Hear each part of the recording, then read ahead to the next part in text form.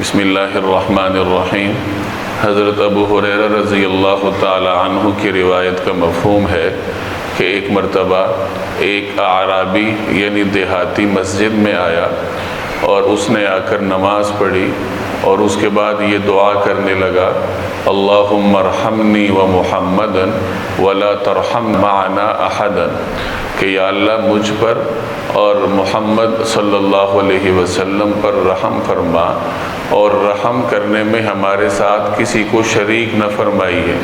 جب نبی کریم صلی اللہ علیہ وسلم نے اس کی یہ دعا سنی تو آپ صلی اللہ علیہ وسلم نے فرمایا کہ تم نے اللہ تعالیٰ کی رحمت کو محدود کر دیا۔ اس کے بعد اسی دیہاتی نے مسجد کے ایک کونے میں پیشاب کرنا شروع کر دیا۔ صحابہ کرام اس کو روکنے کے لیے دوڑے تو آپ صلی اللہ علیہ وسلم نے صحابہ کرام کو منع فرمایا اور ارشاد فرمایا کہ تم لوگ تنگی پیدا کرنے کے لیے نہیں بھیجے گئے بلکہ آسانی پیدا کرنے کے لیے بھیجے گئے ہو۔ اور اس کے بعد آپ صلی اللہ علیہ وسلم نے فرمایا کہ اس پیشاب پر ایک ڈول پانی بہا دو۔ یہ سنن ابی داؤد کی روایت کا مفہوم ہے، جس میں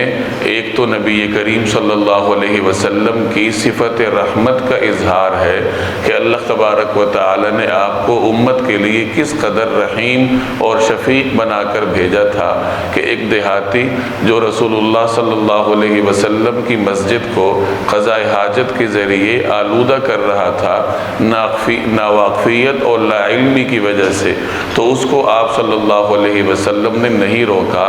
اس کی ناواقفیت اور لا علمی کو مد نظر رکھتے ہوئے۔ اور دوسری بات اس سے یہ معلوم ہوئی کہ اگر زمین ناپاک ہو جائے تو اس پر پانی بہانے سے زمین پاک ہو جاتی ہے۔ یہ فقہی مسئلہ ہے کہ ناپاک زمین کو پاک کیسے بنایا جائے، تو فقہاء نے مختلف روایات کی روشنی میں اس کے مختلف طریقے بیان فرمائے ہیں۔ چنانچہ ایک طریقہ یہ ہے کہ ناپاک زمین پر پانی بہا دیا جائے، اس کے بعد اسے پاک سمجھا جاتا ہے۔ دوسرا طریقہ یہ ہے کہ اگر وہ کچی زمین ہے تو وہاں سے مٹی کو کھرچ دیا جائے، مٹی کھرچنے کے بعد بھی وہ زمین پاک تصور کی جاتی ہے۔